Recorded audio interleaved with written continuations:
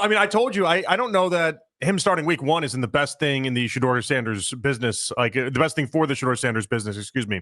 Mainly because I think that it's just a gauntlet of a schedule early on. Sounds like fear to me. It's not fear. It's more. It sounds like fear to me. It's not fear. It's just if you believed in him, he'd start week one. That's silly, and you know that's silly. If he ends up being the starter week one, am I going to be very like, oh my gosh, he's in over his head? No, but it is with the understanding that the quarterbacks he's playing is going to be. I don't think you can have it both ways. I don't think you can be like you gotta puff out your chest like a peacock if he starts week one. No, not necessarily. I think patience would want to be the order of the day if we were talking about it. And I don't know that this fan base is going to have the patience to, if whoever starts week one by week 5 or week 6 going through that gauntlet, you're not going to have a lot of wins on the schedule. All right, I'm not trying to be Johnny Jam up here, but if you thought he was worth the number 2 pick in the draft, why wouldn't? Okay, if you thought he was worth the number 2 pick in the draft, would you want him to start week one? I think it's an easier entry point for Shedeur to be week 5 or week 6. And I think the way that this whole thing has started to trend, that is what makes the most sense to me. You go Flacco first, Pickett first, and then let them take that gauntlet, that early part of the schedule where you're taking on Joe Burrow, you're taking on Lamar Jackson, you're taking all these guys, and then you go week 5, week 6, and then you're off to the races. So there's a part of me that there's a part of me that the report bugs me. There are people in the Browns building who believe Shedeur can 100% be the starter. And it bugs me for a few reasons. It's a very generic report. One, who are these people in the Browns building and what, like... Did you talk to the janitor? Yeah, did you talk to some of the performance staff that just got let go? Maybe that's why they got let go. That's why they're talking now. They're talking Joe Sheehan, watch out. So that's one part of it of like, all right, because it's a difference. Like if Jimmy Haslam is the one that believes that, and Stefanski and Barry don't, well, that could lead to a malfunction at the junction. If Tommy Rees believes that and Kevin doesn't, that's a really interesting dichotomy of who would believe and who wouldn't. So the other part of this is he can 100% be the starter. There's no timeline on that. So you can infer, well, does that mean week 1? Does that mean week 6? Or does that mean 2 years from now?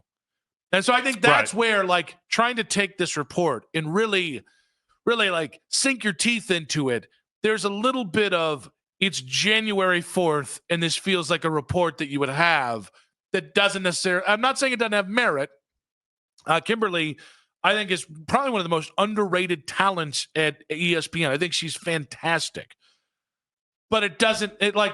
This report left me wanting like 3 follow-up questions with Kimberly in the moment. Well, and more importantly, the timing of it, right? Like, are the people in the Browns building suggesting it could be week 1, or are they suggesting just at some point this season? Yeah, because that's the most important question. At some point, one of the 2 quarterbacks you drafted will have to look like a guy who could start in the NFL. Not necessarily even this year, but in the next 2 years, if both of those guys, any chance they get on the field, they look like DTR.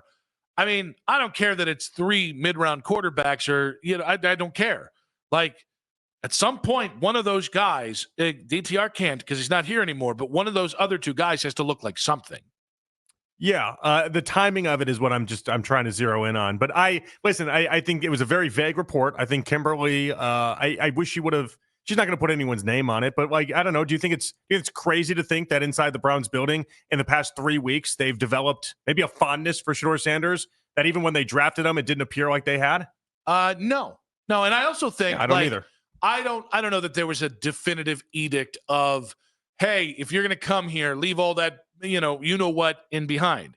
It wouldn't surprise me though if the Browns, when they drafted Shedeur, were very honest about why they didn't draft him until the 5th round. Right. And obviously there came a lot of skepticism attached to him. That's why they took a quarterback in the 3rd round thinking they were out on the Shedeur Sanders business and then took him in the 5th round. But you can tell in the past few weeks, like he is not only just won over, it seems like every media member in this town. I would bet the Browns are like, oh yeah, this guy's a lot better than I thought he was going to be in a lot of areas that we thought he was going to be. So, but with what we're saying there, hey, kid, this is why you fell to the 5th round. In our opinion, we believe in you. Here's what we expect from you.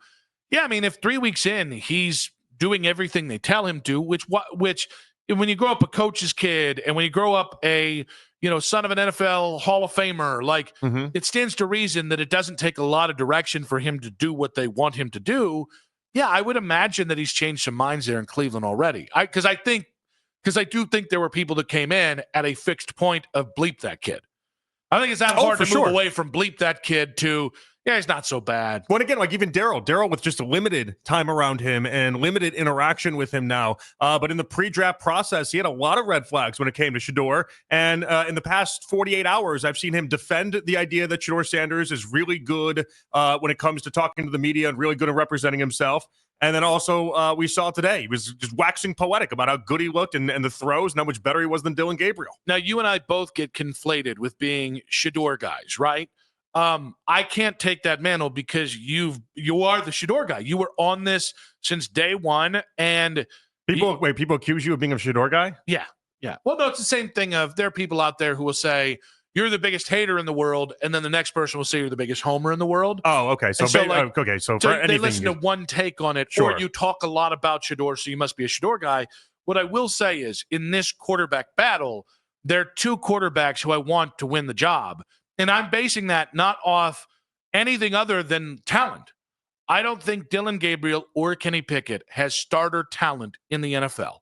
So if either of those guys plays, I'll feel like Sam Monson felt about Joe Flacco. Those guys, to me, are a waste of my time right now. Mm-hmm. And I shouldn't even say right now. Kenny Pickett, to me, is just a waste of time. Dillon, now at this point, like, I don't know the circumstances which I'll be comfortable until he actually gets out there on the field and shows me something that I didn't already see at the 3 stops in college previously. So when it just comes to the physical talent, do you have the physical talent to be a starting quarterback in the NFL? That's Joe Flacco or Shedeur. So it stands to reason, like, if I heard that Shedeur has less than 0 chance of I'd be pissed.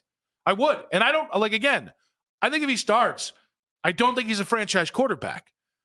But I don't want to start a kid who might just be a good backup one day in Dillon Gabriel or Kenny Pickett. I don't have that's not interesting to me. Yeah, you want to go for the gusto a little bit. You want to find out how wrong I might be on Shedeur when I say I think he could be a solid starter but not a great starter. Oh, I want to find that out. Was I 100% right? Isn't that like the fun part of the season? Well, or is he more closer to a franchise quarterback than we realize? And it could be. And that's the thing, though. It could go either way. That's the beauty of sports in this. But what I love about the idea of the Shedeur Convo is that in just 3 weeks' time, he has managed to showcase people why exactly so many people in Colorado fell in love with him. Like, I'm impressed at how quick this has gone down this way. And how every single time we have an OTAs or some sort of time where he gets to showcase himself in front of the media, everyone just walks away with this just glowing remarks. It's incredible. It's consistent is what it is. Now, this is where we have to pump the brakes. Hold on, that's a good thing with Shedeur, by the way, we need to point out. And this is something that I think when a lot of people looked at him on tape, it's like, well, what does stand out? And it's like, well, showcasing your accuracy and showcasing your vision and all that stuff, consistency matters in a big time way. Like we talked with Mennigan before the show. He was talking about his golf over the weekend. He's like, yeah, I was good for 3 rounds. And then for the next 4 holes, I couldn't hit the ball straight at all. I had some warm burners in there. And it's like, yeah, what makes golf That's hard? The only way I golf. But the difference between like you and someone that,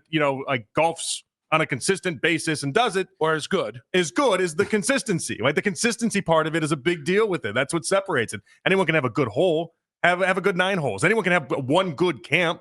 Seems like every time Shedeur Sanders takes the field, he's having a good outing. You blew past the right part of that because I was going to make a Bonnie Blue joke and just this whole show was going to go somewhere. Now, you let me finish it. This is where... Just like Bonnie. This is where I am... Well done, first off. This is where I do pump the brakes a little bit. And not on you, because I actually think you've been doing this very subtly for a couple weeks now. Loved the video we saw today on 11-11. Really did. A lot of fun. That's a great throw. It is a video in camp, so let's not go. But to me, I'll be surprised if Shedeur wins the job. And I think that's where we should all be coming from. Like the person on Twitter who anytime we talk about Shedeur goes, he's a 5th-round pick and the last quarterback in the room.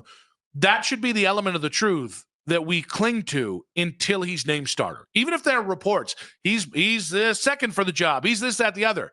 That's all noise. And we'll react to it because we got time. But the point is, like, as of right now, I don't even know surprised is a strong enough word. If Shedeur starts week 1, I will be shocked. And I think that's the mentality we have to have. Yeah. So 1, we can give proper credence to, holy crap, the kid did it. And 2, proper credence to he's got a ways to go, not just in nebulous people's eyes, but in the Browns' eyes as well. It's an incredibly tall mountain that he's got to climb if he's going to try to become the starter week one. It seems like it's not in the cards right now, even though he's having himself a nice couple weeks. There's just so much he has to go. He just now went from last week, again, this all just based off of what we were seeing, where he didn't get any 11 on 11s and didn't have as many opportunities as everyone else. Now it feels like he's getting a little bit more and a little bit more, but he's so far behind everyone else when it comes to, I think, how the Browns viewed everything entering this whole entire camp. Now, I don't think the gap is unbridgeable, but I think Shedeur has to have like a flawless camp and like a flawless summer to start week one. It's got to be irrefutable that he's the answer and he's the only option in order for them to actually make that. And I'd make the same case for Dylan Gabriel too. Yeah. Either one of the rookies. It had to be irrefutable that every single time they were the best quarterback and the option that gave this team the best chance to win. And I think with Joe Flacco in the building, I think it's going to be really hard to be able to pull off. Well, and so it's going to be really hard, but it's just, we do start with how tough of a start of the schedule you have. He is a 5th round rookie, no matter where people thought his talent was. There's a lot of, and there might be people in the organization who it takes a gigantic burden of proof to erase what they thought of Shedeur, because that is one of the things that annoys me about how we talk about people in organizations is we give them this, we put them on this pedestal. They're human beings just like you and me. So there are fans out there who are like, that kid better be the second coming of Joe Montana when his ass hits that field. Guarantee you there's still people in the Browns organization who feel that same way. Which is what some people in Pittsburgh said that Kenny Pickett looked like after his first training camp. So get ready for it. And also Mahomes and every other great quarterback they were ever was. They were right about Mahomes. The problem with Kenny Pickett is that they were obviously wrong.